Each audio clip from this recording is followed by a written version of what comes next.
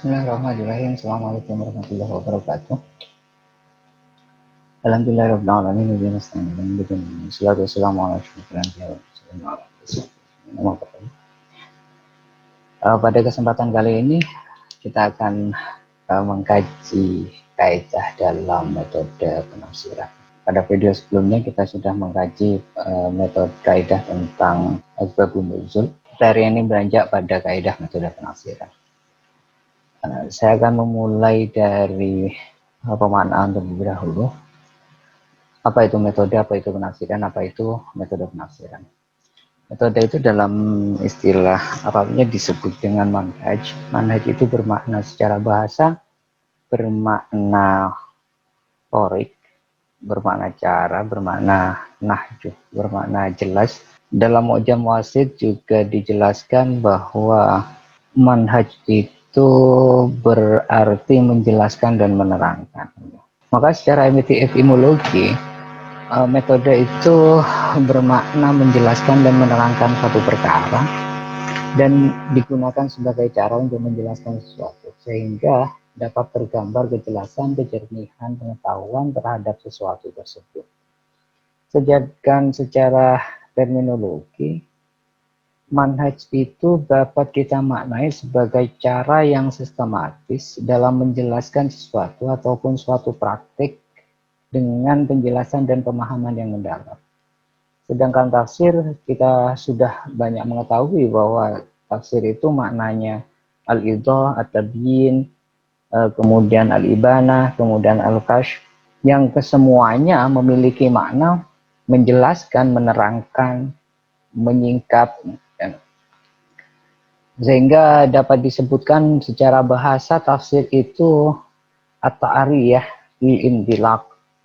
Dalam pemaknaan Abu Hayyan yang bisa dimaknai dengan melepaskan sesuatu agar sesuatu itu bebas bergerak di tempat yang telah ditetapkan.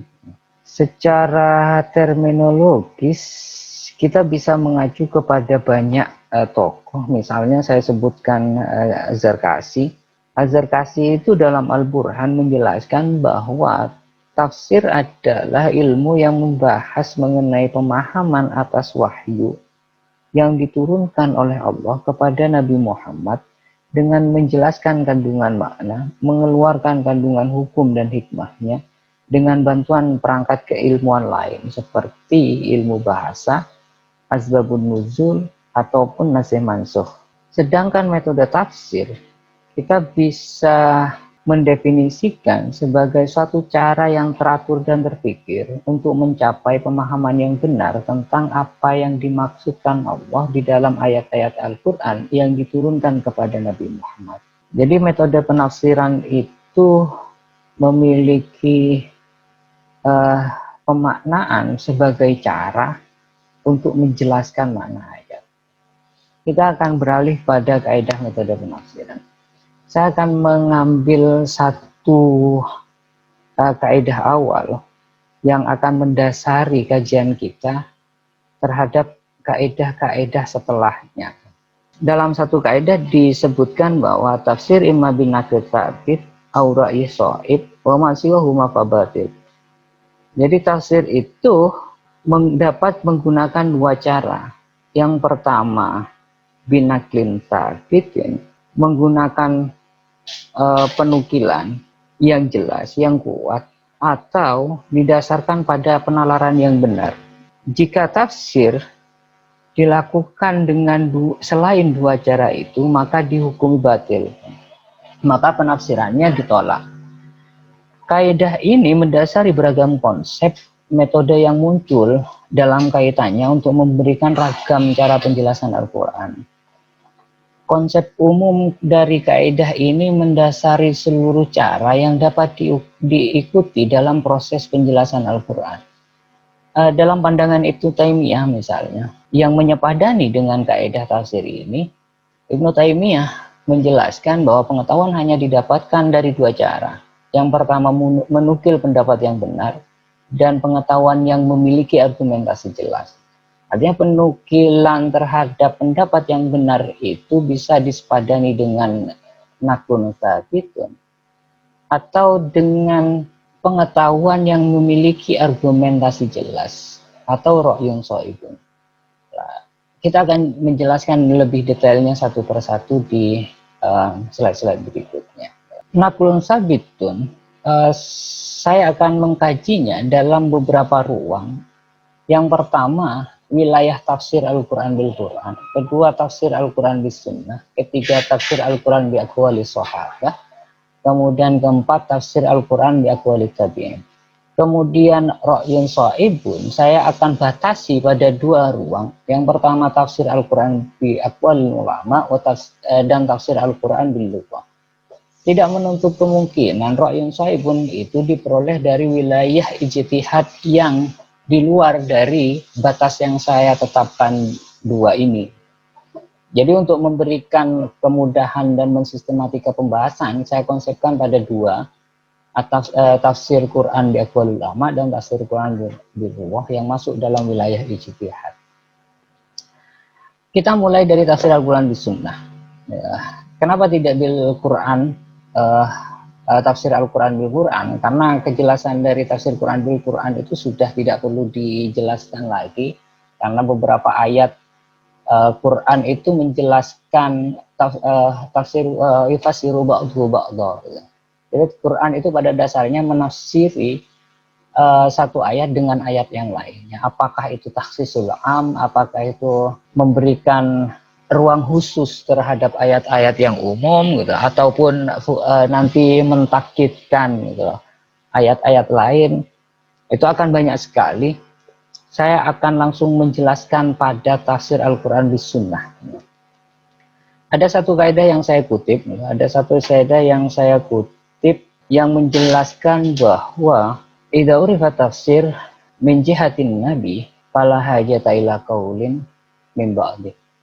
Jadi jika diketahui satu wilayah, satu penafsiran terhadap ayat yang dihasilkan yang bersumber dari Nabi, maka tidak ada kebutuhan lain untuk menukil pendapat-pendapat lain setelahnya. Jadi Nabi mempunyai otoritas tinggi dalam wilayah ini.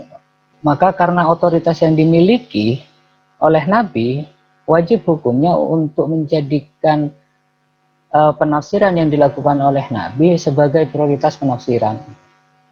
Pendapat ini juga dipegang oleh Ibnu Taimiyah dengan menekankan penggunaan tafsir tanpa membutuhkan dalil-dalil lain baik yang berasal dari sahabat maupun ahli bahasa ketika Nabi sudah menjelaskan penafsiran itu. Ibnu Taimiyah juga memberikan satu pandangan bahwa baginya cara untuk membedakan ahlul bid'ah dalam bahasanya Ibnu Taimiyah itu dengan orang-orang yang concern terhadap wilayah hadis adalah melihat sumber penafsiran. Jika mereka mengetahui bahwa Nabi telah memberikan penjelasan terhadap penafsiran ayat ini, kemudian mereka masih mengambil pendapat-pendapat lain, maka dikategorikan sebagai ahlul bid'ah. Saya ambil satu contoh misalnya. Satu hadis dari Abu Dzar, qala sa'altu Rasulullah sallallahu alaihi wasallam anil maghdub alaihim. Qala al-yahud. Qultu ad-dhalin qala an-nasara. Jadi Abu Dzar itu menanyakan kepada Nabi tentang makna apa yang dimaksud dengan maghdubi alaihim. Kemudian Nabi menjawab al-yahud. Kemudian Abu Dzar itu menanyakan lagi, jika ad-dhalin, apa maknanya ad-dhalin? Maka Nabi menjawab an-nasara. Maka ketika Nabi memberikan petunjuk bahwa memaknai maghdubi alaihim, orang yang dibenci oleh Allah itu adalah orang Yahud dan orang Yahudi, dan yang tersesat itu Nasara, maka tidak dibutuhkan perangkat penafsiran lain selain di luar makna ini. Karena Nabi sudah menjelaskan bahwa maghdub itu artinya Yahud, ad-dhalin itu artinya Nasara. Kemudian selanjutnya, masih dalam kategori tafsir Al-Quran bis Sunnah, ada satu kaidah, al-fadhu syari mahmulatun alal ma'ani syari'iyah.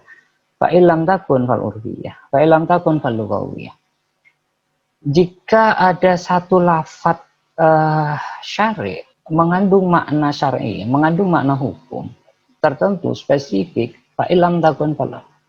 Fa'ilam takun, tapi jika tidak ada, ya, maka bisa mengambil makna yang lazim digunakan, lazim diketahui. Fa'ilam takun, jika makna lazimnya tidak ada, maka mengambil makna secara lugawi. Jadi ketika menghadapi ayat, satu ayat, maka terminologi pertama yang harus kita ketahui apakah makna satu lafaz yang ada dalam ayat itu mengandung ma'ani asyari itu atau tidak. Nah, jika tidak, maka mengambil pemaknaan secara urfiah, secara urufnya. Tapi jika tidak ada makna urufnya, maka kita melanjutkan pemaknaan secara lugawiyah. Apa itu ma'ani apa itu alfadz syari? Apa itu ma'ani apa itu ma'ani asyariyah? Misalnya satu contoh lafaz sholat, wa aqimus sholat wa atuz zakat wa qaumar rakiin. Misalnya begini. Maka sholat itu memiliki secara bahasa, dia memiliki makna doa. Tapi yang dimaksudkan dalam ayat ini wa aqimus sholat wa atuz zakat wa qaumar rakiin bukan dalam wilayah etimologisnya. Meskipun secara lugatan, secara lugawinya sholah itu bisa bermakna doa, tapi di dalam makna ayat ini mengandung syar'i, mengandung makna konsekuen hukum. Maka pemaknaan yang paling benar ketika merujuk pada waqimus sholah adalah sholat yang sudah kita kenal secara hukum, secara syariah. Apa itu sholat yang secara syariah? Ya, perbuatan yang diawali dengan takbir dan diakhiri dengan salam. Maka untuk memalingkan maknanya sudah tidak boleh dilakukan karena sudah mahmulah alal ma'ani asyariyah.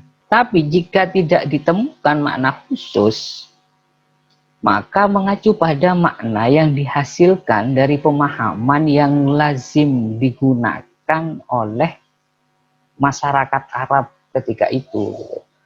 Jadi al-uruf yang digunakan periodenya adalah periode masa turunnya ayat.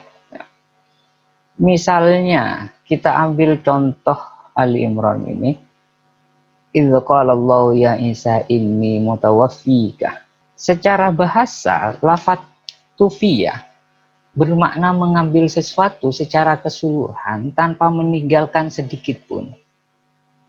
Sehingga secara bahasa makna dari lafaz mutawaffika berarti mengambil ruh dan jasad secara sempurna. Tapi sebagaimana diketahui bahwa makna wafat dalam ayat ini yang dikhususkan untuk Isa itu tidak dalam wilayah makna lafdiyahnya, tidak dalam wilayah pengambilan ruh dan jasad secara keseluruhan, tapi bermakna qabdur ruh, bermakna menahan ruh. Jadi badannya tetap, tapi dia ruhnya ditahan. Sehingga pemaknanya sama dengan tidur. Nah, kita mengetahui bahwa Isa itu diangkat. Isa diangkat artinya Isa itu tidak diwafatkan oleh Allah, tapi hanya diangkat. Maka mutawaffikah dalam ayat ini maknanya seperti tidur, dia hanya digenggam ruhnya. Dia hanya ditahan ruhnya sementara gitu. Jika tidak ditemukan kandungan urfiyahnya itu, tidak ditemukan ma'ani syar'iyahnya, tidak diketemukan urfiyahnya, maka pemaknaan harus menggunakan secara bahasa. Hal ini berlaku jika tidak ada korenah, tidak ada korenah yang menunjukkan pada makna lain. Tapi jika ada korenah, maka pemaknaan yang ditunjukkan oleh korinah itu lebih baik digunakan, lebih utama untuk digunakan.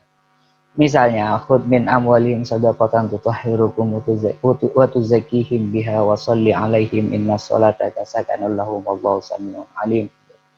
Makna sholah dalam ayat tersebut tidak dimaknai secara sebagai sholat, tidak dimaknai secara ma'ani syariah, tetapi dimaknai justru dalam wilayah kebahasaannya.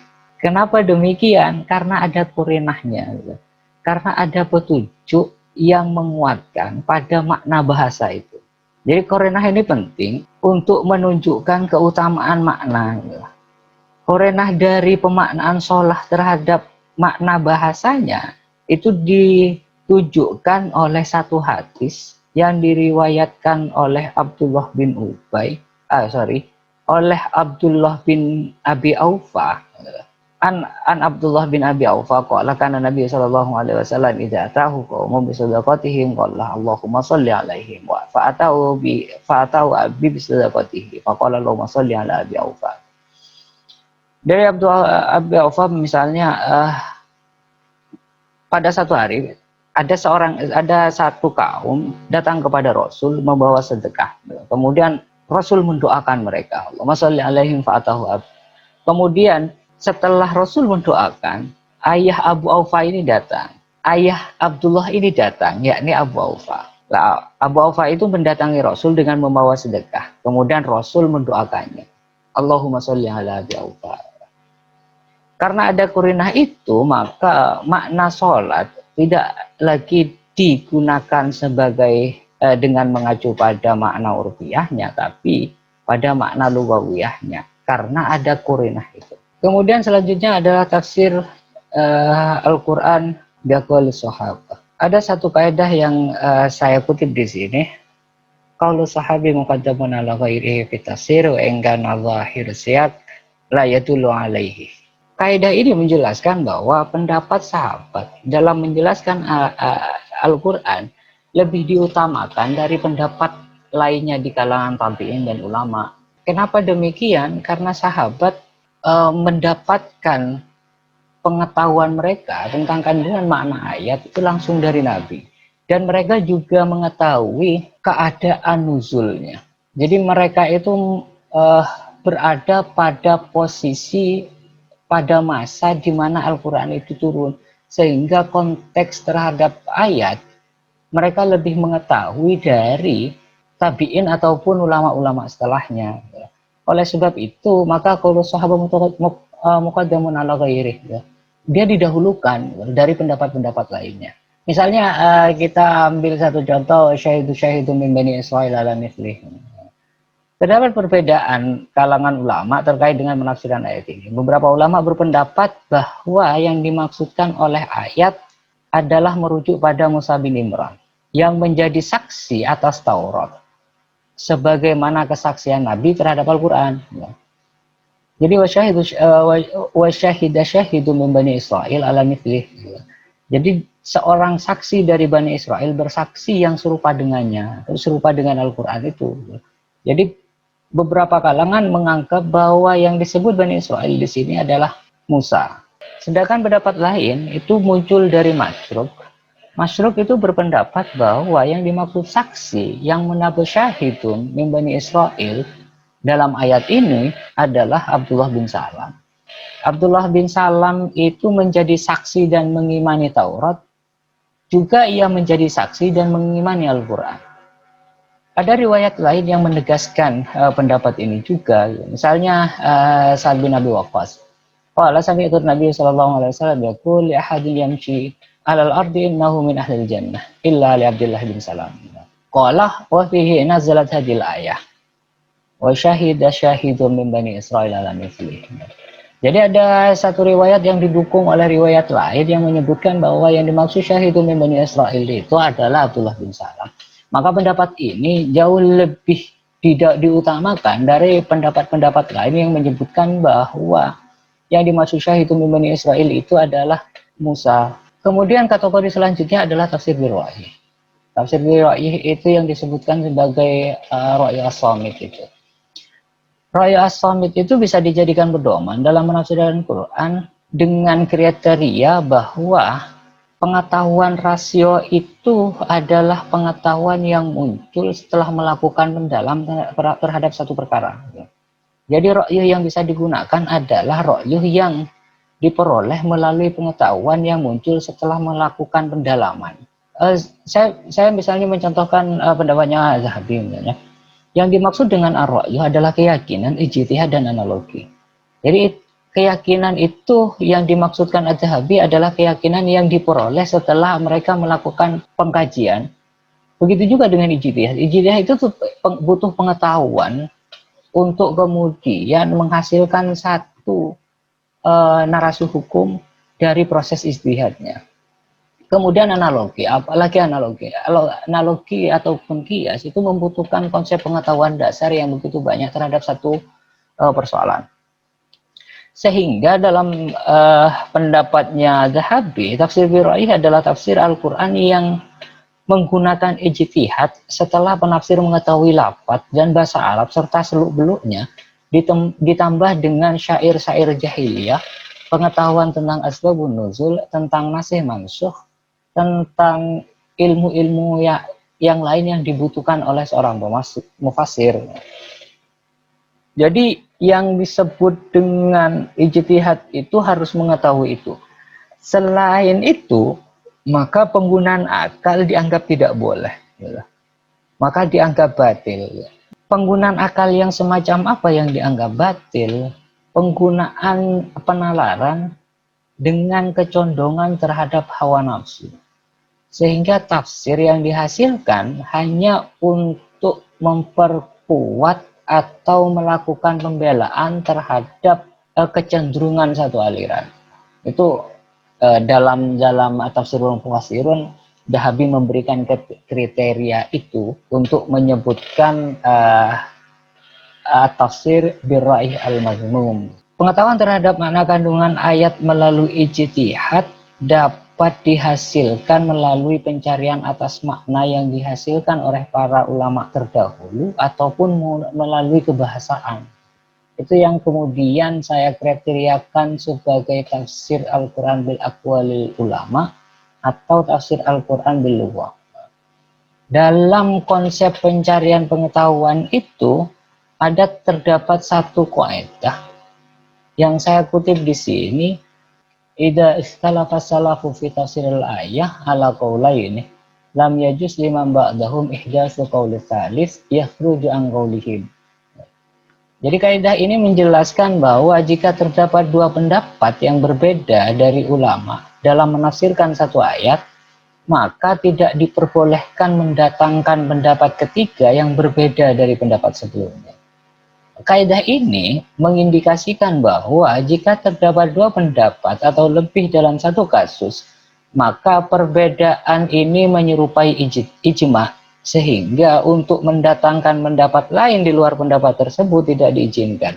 Jika pendapat lain dihadirkan di luar pendapat yang bertentangan, maka pemahaman terhadap kebenaran tafsir dari ayat tersebut menjadi sulit diketahui. Tapi jika pendapat ketiga itu tidak membatalkan dua pendapat sebelumnya, maka diperbolehkan menghadirkan pendapat tersebut hanya sebagai pendukung, hanya sebagai tambahan. Misalnya saya mengambil salah satu contoh ar-rijalu qawwamuna 'alan nisa bima faddalallahu ba'dhum 'ala ba'd wa bima anfaqu min amwalihim. Terdapat makna baru dalam pengertian ayat ini yang berasal dari kalangan modernis misalnya, yang merujuk pada hubungan relasional yang sifatnya bisa berbalik, bisa rijal itu qawwamuna 'alan nisa atau sebaliknya. Akan tetapi dalam kajian klasik, lafaz ini sebetulnya sudah dipertentangkan oleh beberapa kalangan. Saya ambil misalnya pertentangan antara Tabari dengan Ar-Razi. Tabari menganggap bahwa qawwam tersebut adalah kepemimpinan bagi laki-laki merupakan pemimpin bagi perempuan, sehingga perempuan seharusnya mematuhi dan menaatinya. Kemudian Tabari menguatkan pendapatnya dengan merujuk pada lafaz faddalallahu yang memiliki pengertian bahwa Allah mengutamakan laki-laki karena membiayai istri dan menjadi pemimpin atasnya. Jadi Tabari itu mengambil posisi bahwa rijal itu lebih utama, lebih utama daripada nisa, lebih menjadi pemimpin bagi perempuan karena bima faddalallahu ba'dhum. Jadi karena laki-laki itu diberikan keutamaan oleh Allah, sehingga mereka bisa mengayomi kemudian menjadi pemimpin. dalam kasus tafsirnya Tobari ini sebetulnya masih ada peluang keterbukaan, gitu. Peluang keterbukaan untuk sampai pada makna yang agak lebih sifatnya relasional. Tapi kemudian Ar-Razi dalam Mafatihul Ghaib itu menempatkan laki-laki pada posisi superior yang mutlak. Jadi laki-laki itu berkuasa sepenuhnya terhadap perempuan. Kalau Tobari itu memberikan kriteria, kalau Ar-Razi dia tidak memberikan kriteria. Jadi keduanya sebetulnya tidak bersepakat dalam wilayah kriteria itu. Maka dengan adanya ikhtilafas salafi tafsiril ayah ala qaulain ini seharusnya tidak mendatangkan pendapat baru yang di luar dari ayat itu, di luar dari pendapat itu. Jika pendapat itu didatangkan, yang ketiga itu didatangkan, maka makna yang seharusnya, makna yang mendekati pada kebenarannya itu tidak susah untuk diketahui. Sehingga dalam kaidah ini tidak diperbolehkan untuk mendatangkan pendapat ketiga di luar dari pendapat-pendapat sebelumnya. Tapi meskipun demikian, kaidah ini tidak menjadi kaidah ini hanyalah perangkat, gitu loh. Kaidah ini hanya perangkat, salah satu perangkat untuk memudahkan kita memahami Al-Quran. Tidak berarti bahwa penafsiran menggunakan perangkat di luar kaidah ini menjadi salah. Seperti misalnya kalangan modernis memberikan pemahaman baru terhadap pertentangan kalangan salaf terhadap makna qawam. Itu tidak berarti salah sepenuhnya. Karena ini perangkat, bisa jadi ada perangkat lain yang kemudian bisa lebih memudahkan memahami Al-Quran yang lebih relevan. Karena pada posisi kaidah ini menutup kemungkinan interpretasi makna di luar perdebatan yang dilakukan oleh kalangan salaf. Dan pada proses perdebatan ini sebetulnya banyak bermunculan satu pendapat baru yang lebih secara konteks lebih relevan yang dihadirkan oleh para ulama kontemporer. Apakah pendapat ketiga itu selalu salah? Bagi saya sebetulnya upaya yang dilakukan oleh pemikir-pemikir kontemporer, ulama-ulama kontemporer untuk menghadirkan, kalau diperspektifkan dalam kaidah ini qaulus salis, itu sebetulnya tidak salah sepenuhnya, gitu. Tidak salah sepenuhnya. Kenapa demikian?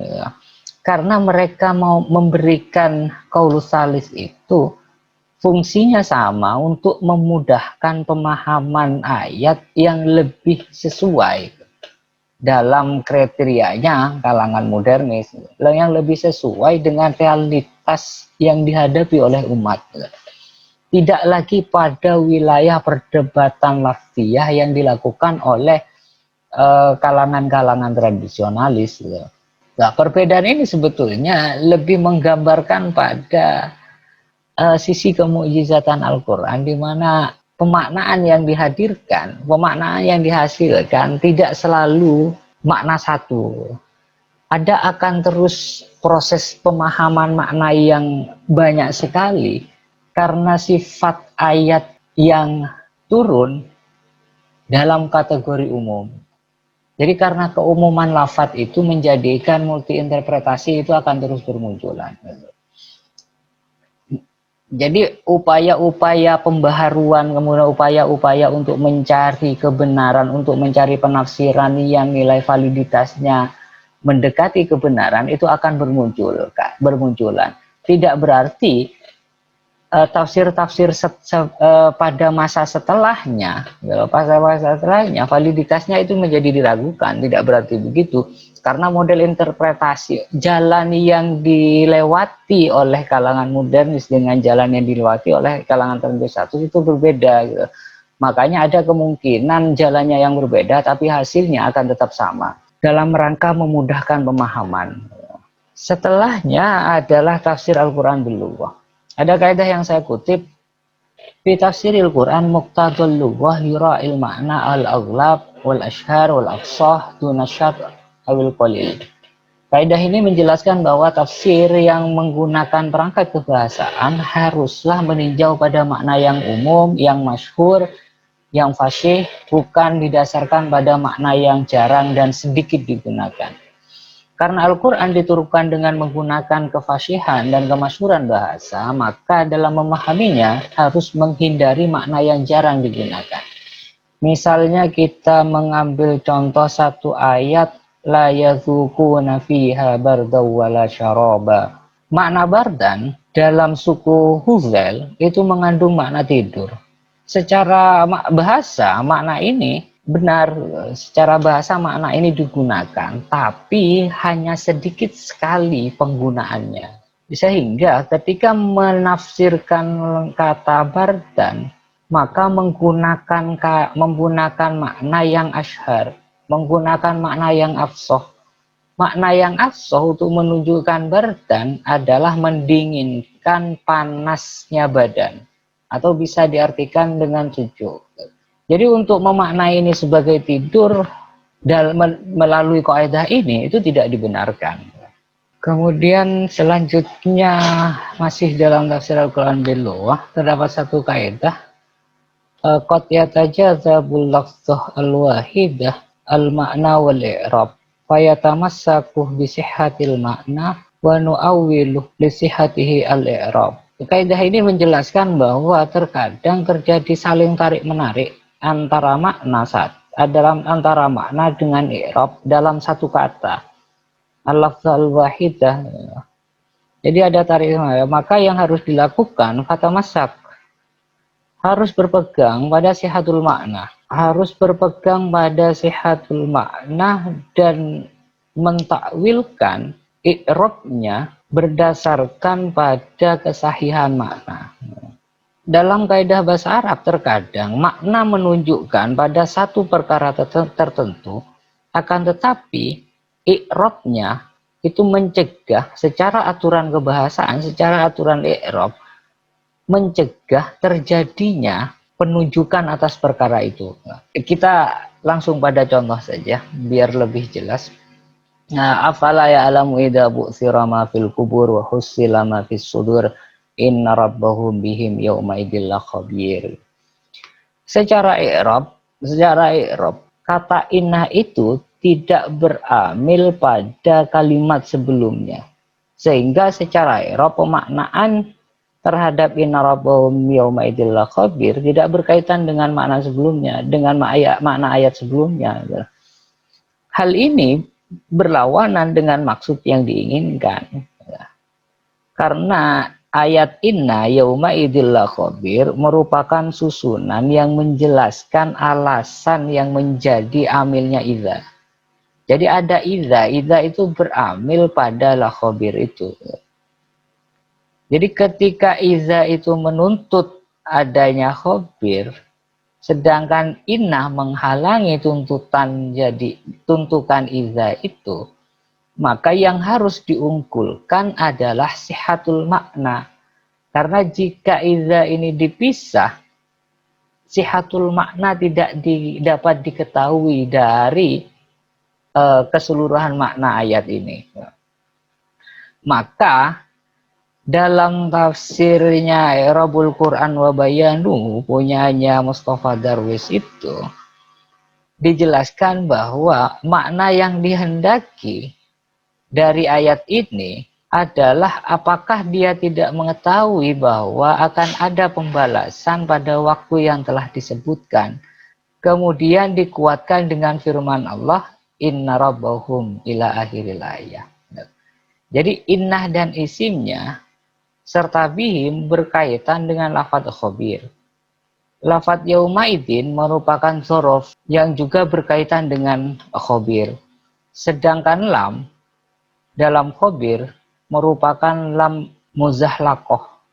Jadi lam ibtida yang mengalah karena adanya inna. Jadi susunannya nanti idza itu mengharuskan berkaitan dengan khabir, tapi innah menghalangi, maka jika innah menghalangi lafadz sebelumnya, maka pemaknaan yang dihasilkan tidak masuk dalam sihatul makna. Maka yang harus diunggulkan ditakwilkan i'rabnya mengikuti sihatul maknanya. Sehingga di sini disebutkan bahwa yang diketahui oleh Allah itu adalah pembalasan yang dilakukan dalam ayat bu'thira ma fil kubur wa husila ma fis sudur. Saya kira demikian untuk perkuliahan hari ini. Kita lanjutkan pada perkuliahan sesi berikutnya. Saya akhiri, wallahu a'lam bishawab. Assalamualaikum warahmatullahi wabarakatuh.